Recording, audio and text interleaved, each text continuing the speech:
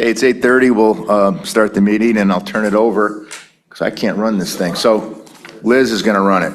I shouldn't even spoke up there, maybe. I don't know. Good morning, it's 8:30. I'll call this meeting of the Finance Committee to order. It is May 14th, 2026, and we have elections this morning, which is why I'm starting the meeting. Okay, I'm going to start with roll call. John Righeimer? Here. Stacy Hessel? Here. Mark Helwig? Here. Steve Carrianen? Here. Jeff Haney? Here. You have a quorum. And now we're going to rise for the Pledge of Allegiance.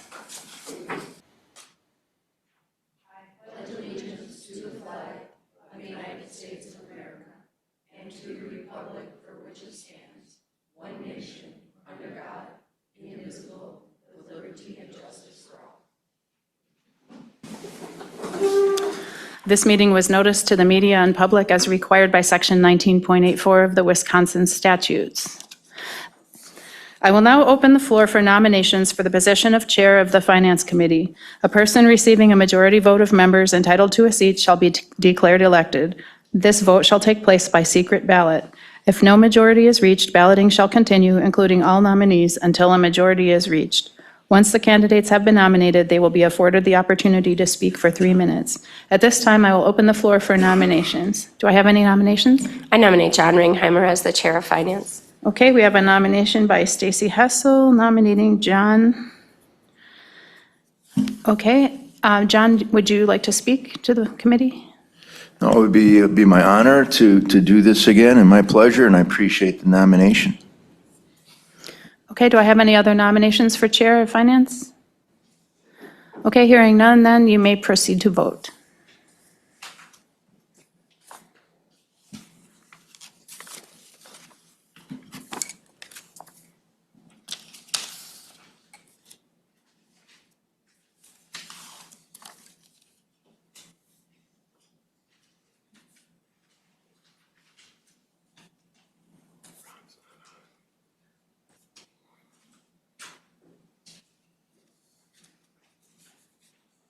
He never was on finance.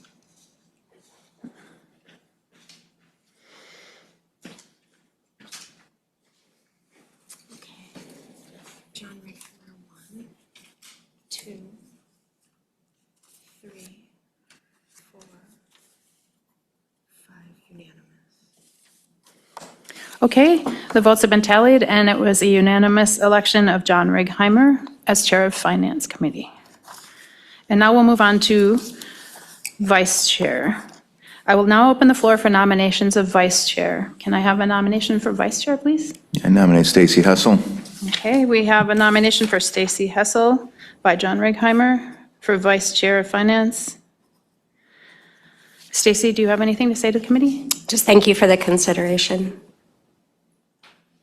Okay, do I have any other nominations? All right, hearing none, you may proceed to vote for Vice Chair.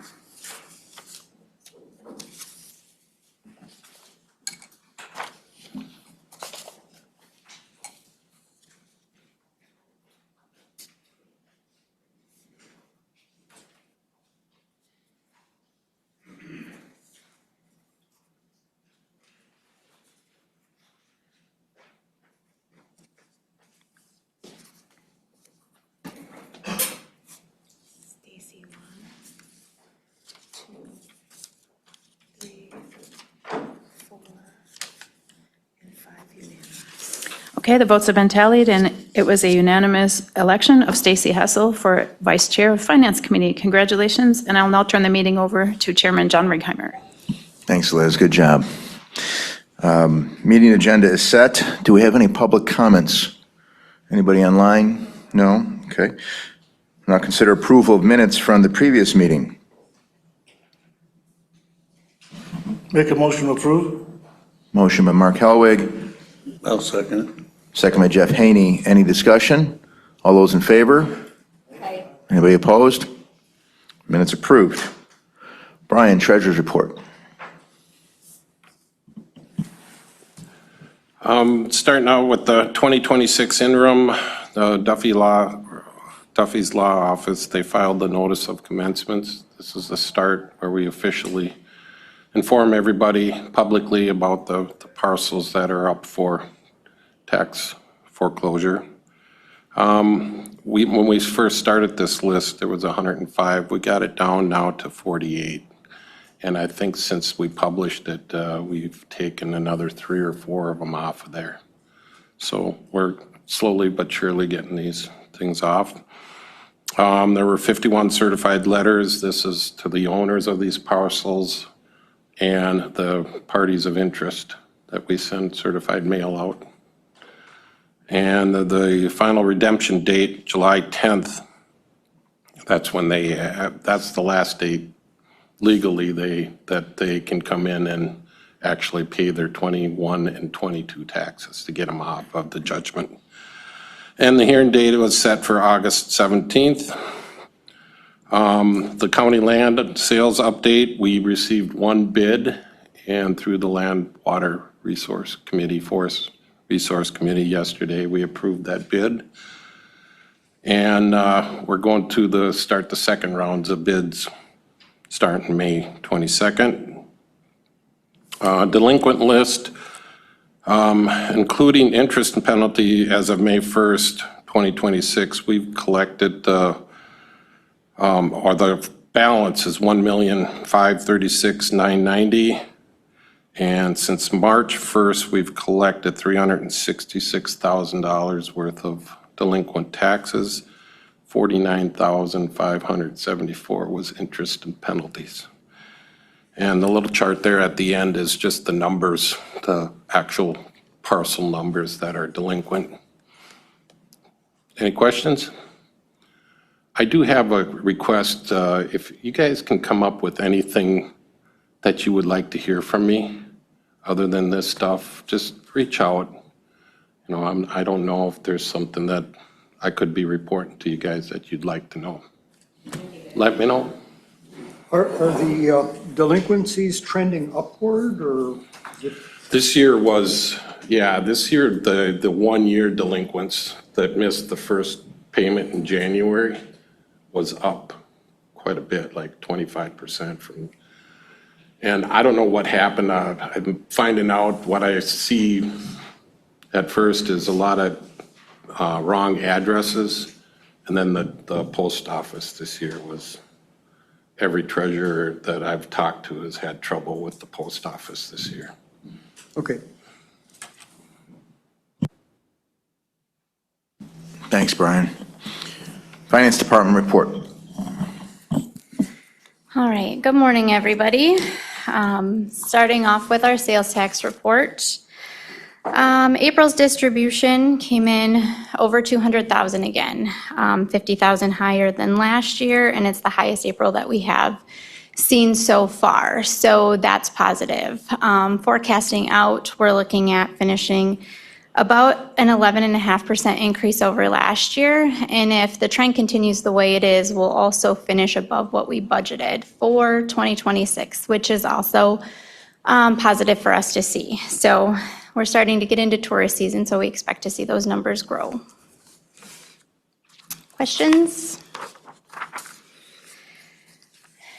Next on the list, we have the budget performance report through the end of April. So we're expecting to see about 34-ish, 34% on the year. Nothing significant to note. I will just make a comment. You'll see county forest stumpage is a little bit ahead of budget, but closer to budget than last year. We were a little aggressive with our budgeting for this year and tried to kind of follow the trend and get a little more in line with what we've been seeing come in for revenues there. Revenue totals are at 29% on the year. As far as expenses go, Department 33 shows a little ahead, as we've mentioned in months past. That's where we pay our insurance premiums out of and our outside organizations from the beginning of the year. And so the expenses there just track ahead until they kind of catch up later in the year. And then I did note the airport is a little bit ahead. They had some snow removal in January and February that just kind of increased those expenses a bit. But looking at totals for the year, where we're at the end of April, revenue 29%, expenses 32%. We are within $30,000 of expenses last year at this time, so I think we're tracking very well for the year. Health and Human Services, revenues are at 22% and expenses at 31%. And again, those revenues are tracking behind because we have those expenditures we need to capture the beginning of the month and turn in for those grant claims. So those revenues will come in the following month. We'll see those in May. And then looking at Highway, 24% revenues and expenses on the year. A little ahead on revenue, showing an income there of about $31,000 for the year. They're doing a fantastic job out there. John came in and met with Mike and I a couple of weeks ago, just wanting to touch base on his budget and make sure that he's staying on task going into the summer months and the things that are coming. So we appreciate the time and attention that he's really giving to the work that he's doing, but also, you know, his budget and staying on track. Questions? Next item on the list, CIP purchases. Not a very big month for CIP, 25,000 total. IT had a small purchase there. Zoning had some expenses related to a dam project, and then some electrical work was done for those freezer upgrades that we did in the sheriff's office.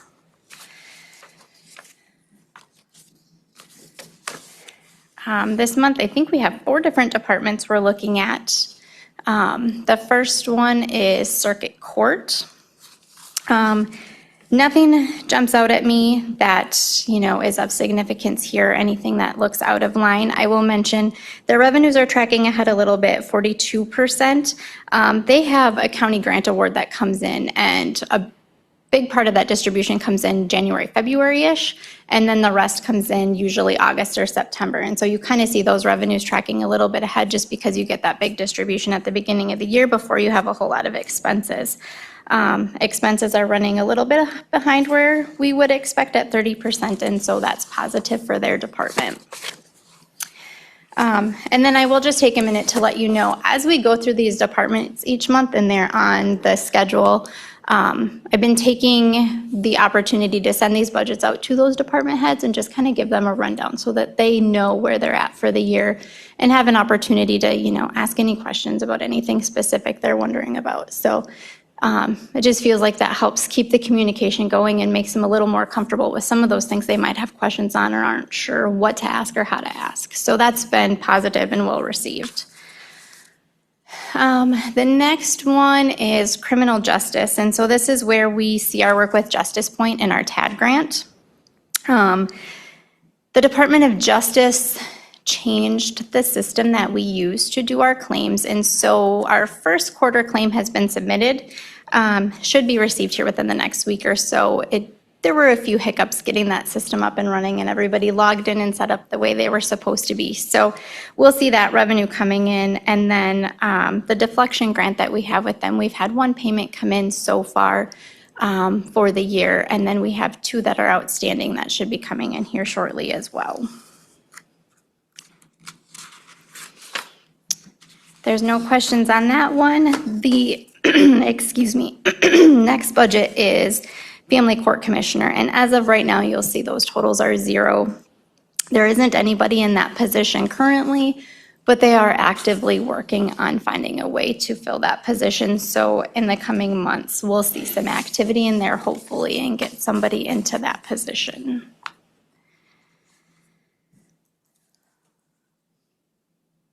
And then the last budget we're looking at this month is for the district attorney.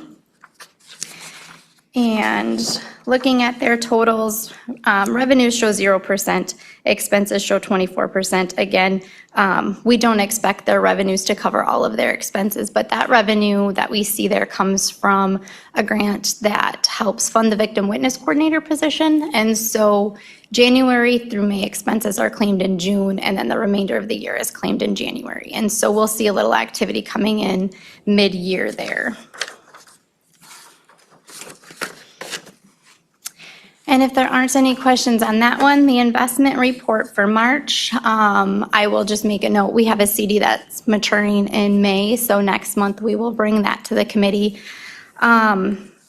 Interest revenue is about $16,000 ahead of last year, and interest rates are still holding. Franz and Make is usually the lowest rate we see, and it hasn't gone below 3%. And that's just where we see the biggest fluctuation in interest income because that balance changes depending on revenues and expenses that we've got for the month.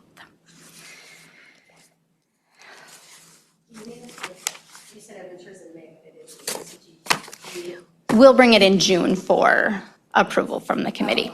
Yep. Is that the? There's no time frame on that. It's just a CD that matures. We generally reinvest them right away, but we'll do that in June. Yep. So if no questions there, I think the next thing we probably have on the list is the budget timeline. And so in years past, I've worked with Mike on this a little bit, but this year I'll be much more involved. And so I'm looking forward to that opportunity and working with the departments. I won't go through every line item here, and it kind of follows trend with what you've seen in the past. However, some of you may be new to the committee, so it'll be good to walk through it. Right now, we just come to the committee in May with our proposal of what the timeline is, what the parameters are, and kind of what we're looking at for the year. In June, we will come to the committee and discuss kind of general budget ideas. Anything that, may be on our radar that we think could be a potential issue or something we just need to be watching for. After that June Finance Committee meeting, we'll send out the budget instructions to the department heads and the outside organizations, as well as their requests for any CIP items that they have. And then a request form goes out to them if they want to send a request to the county administrator for a new position. And they have until June 30th to turn that in. In July, we come back to the Finance Committee and give updates just on the progress. July 31st is when the budgets from the departments and outside organizations are due to us, as well as CIP. And that CIP, when that comes to us, we do ask them to give us kind of a 5-year forecast so we can plan ahead for the future and kind of know what's out there. So then from the end of July through August, we'll have meetings with the departments as needed. And we say as needed because we do have a few departments that have very minimal activity. And so if they don't feel the need to sit down with us, we're not going to take time out of their day attending to their duties to do that, but the opportunity is always there. And so we welcome that if they need it, and there are some that we will sit down with because they're much more involved. In August, we'll ask the department heads to present their budget and CIP requests to their committees of jurisdiction. I believe that's something Mike started last year, and it seems like that's something that is very important and just kind of, again, helps keep that dialogue and communication going and helps those department heads see the faces that sit on their committees and have those meaningful conversations for anything that might need to be discussed. In September, the proposed budget goes to the newspaper. The Finance Committee gets a preliminary review of the initial proposed budget as well as the county board. And then in October, the Finance Committee reviews the 2027 administrator's budget. So that's kind of when it's at, its final stage where the administrator is giving you what he proposes for the year. That county board hearing is in October. And that's when the presentation of the administrator's budget also goes to the full county board. Finance Committee can make recommendations for the 27 budget changes in November, and then the final county board approval and review is in November. Kind of a rundown of it. Did I miss anything? No, but I just want to add one thing. We put a lot of work in July and August because we want the board Finance Committee and the board to see really what the proposed budget is going to be twice before making a decision in November. So November would be the third time you're looking at it. So we're giving a lot of time for input so that we like to have it ahead of time instead of that night. Because 2 years ago, I actually had to do the apportionment with the state the day of our meeting, and there was a change, and it can be a lot of work, and especially to do it in the evening. So we want to give you plenty of time to look at it and ask questions and make recommendations. Yeah, I think that's a good point, Mike, and I would just add that this will be the third third budget gone through as chair of this committee, and I think it would be nice, ideal, if what we approve in this committee, that's what we really believe in, and that's what we, are hoping to get at the full board, because we've had, like, where this committee is approved unanimously, but then it changes at the board meeting itself with votes from people that were on this committee. So maybe it's my job to lead us that way. I mean, we all have different opinions of what things should be, but this last time was the Senior Resource Center and the libraries. That's always kind of the contention. And I think ideally we hash that out here and we stand strong, and people know where I stand on those types of things, but it's not my decision, it's this committee's decision. So I'd just like to see, if we're going to be approving something, in this case the budget, let alone if we do it unanimously, that we stay strong on that at the full board meeting. Otherwise, it's just kind of fascinating how that would happen. So I think we need to make sure we hash that out here as best we can. And you kind of brought forth what, the minor inconveniences that can happen when we make last minute changes. So, thanks. I think starting in July well prepares people that there shouldn't be last minute. So I appreciate the work that you guys do in advance of all of that. And so if there are no questions on that, the last item that I have on my list for today is just the budget guidelines. It's just kind of the budget development process. Kind of captures the timeline we just went through of when the basic information is set out, when staffing changes are due to us. We go ahead and put salaries and benefits into the budget for all of the departments so that they don't have that task at hand. And we're going to forecast health insurance at a 5% increase this year. Last year we were flat, and so we're hoping to stay 5 or below this year. And then again, outline CIP. We'll send those out to the departments in June and have them back to us the end of July. And that the department heads are just asked to give us that 5-year capital plan. Any questions? Mr. Chairman, I got one question, and it's based off what you said, Mr. Righeimer. I believe in what you're saying, that when these different entities and stuff from the libraries and all this, they know plenty of time what they're looking at. And it should be brought to this committee, and this committee decides if it's okay or not. And that's where it should stand, right here. This is the finance committee. It should not, like last budget, that was all over the place on county board. That wasn't even good. I mean, I think the finance committee should make the decision, stick with that decision, and then send it on to the county board.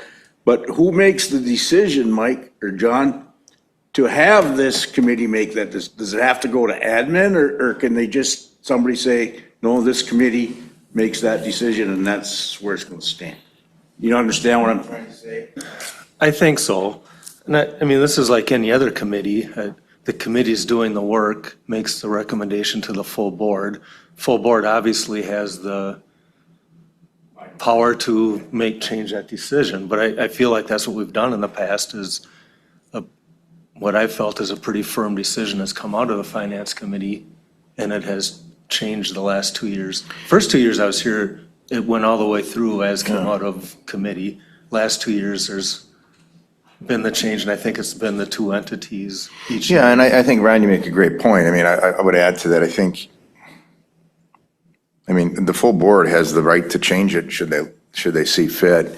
I think that's when a lot of emotions come out, when the crowd is packed and they have a strategy, and I guess if I'm in their shoes, I deploy that same strategy. But I think, ideally we would hash it out here, and that we,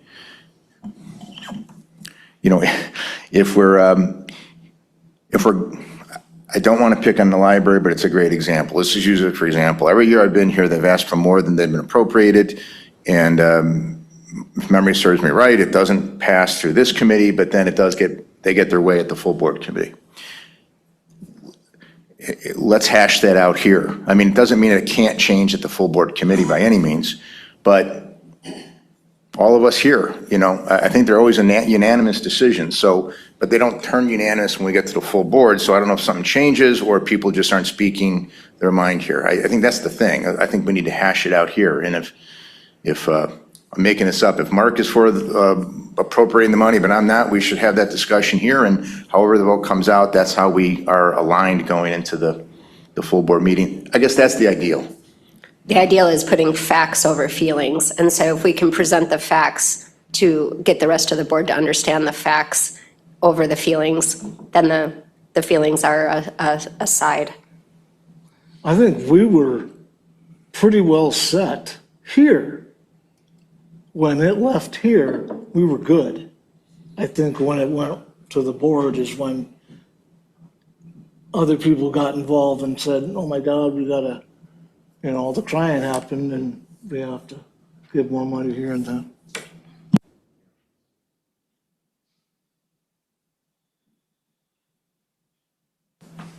All good stuff. We'll keep an eye on that, and we'll keep moving forward on that, and we appreciate you guys, the repetitiveness of it, because I think that's important. Are we on 15? The resolution? Mike? Thank you. What you have before you is a resolution for an additional tower for our communications system upgrade that we're working on. What this is arising from is we had one new tower in the plan from GenCom, and then there were existing towers we were going to use, or in this case, it wasn't an existing one, but it was one that was planned by another company. Well, that has not happened. So in discussions with GenCom, if we don't do something, this is gonna put a little bit of a hitch in the whole program. So I crunched some numbers, and if this sheet that I handed out has the numbers on it. So this, to put a tower in would be about $250,000. The other things, the stuff that goes on the tower, the cabinet that holds all the electronics for the tower, we were going to be doing that anyhow, so that's not an additional cost. The only additional cost is the tower itself. So then the numbers that I've shown you here, we issued the note for $2.825 million. And to this date, we've earned almost $42,000 in interest on that, which gave us a gross available funds of about $2.866 million. And then we had some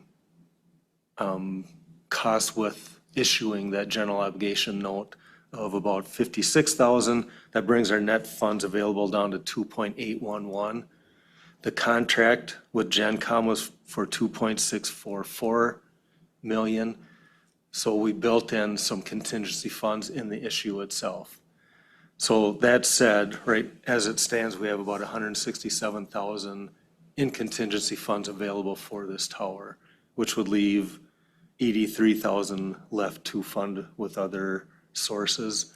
My recommendation is that we pull that from Resource Development Fund. We have the funds there to do that. I think we've got about $900,000, and we have about $650 committed out of there.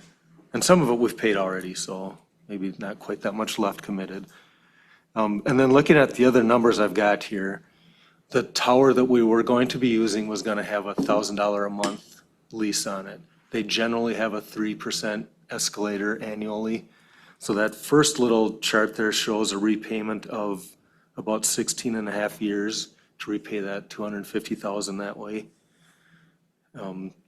If I did just a straight 1,000 over the term of it, it would have a 21-year repayment.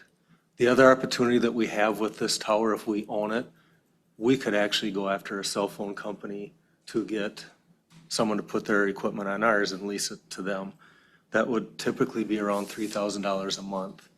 So with an escalator on that, this would have a repayment of 5 years. If we did a straight 3,000, it would be about 5.5 towards 6 years. So the repayment, especially if we are able to secure a cell phone contract, is fairly quick. And then after that, then we're just making money on it. And this would not be an additional levy at all.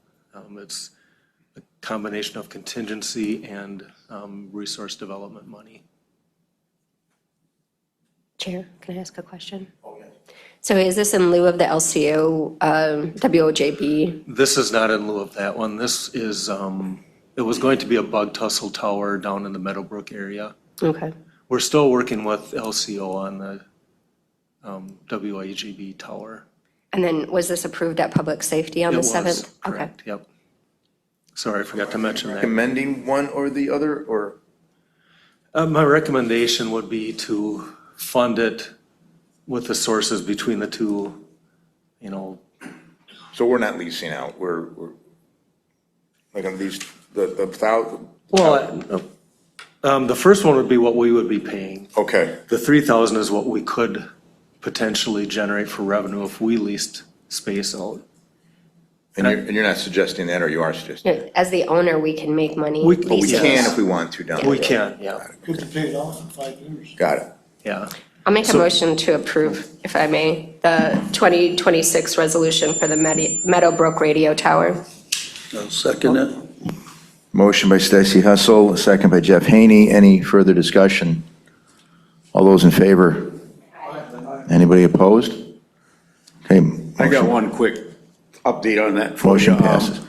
Where the county wants to put that tower, there is no cell service whatsoever. So I believe in my heart that somebody will put a cell tower up on that tower. So, Well, to my knowledge, that's why there was going to be a tower in the area, was to provide, yeah. Okay. Any board-appointed committee updates? Any correspondence reports from conferences and meetings? I have a couple things to share, if that's okay. The first thing I should mention that I didn't mention earlier is our countywide audit starts June 8th. And so audit prep for that is done, and we've started communicating on things there. So just so that's on your radar that that's happening and in the works.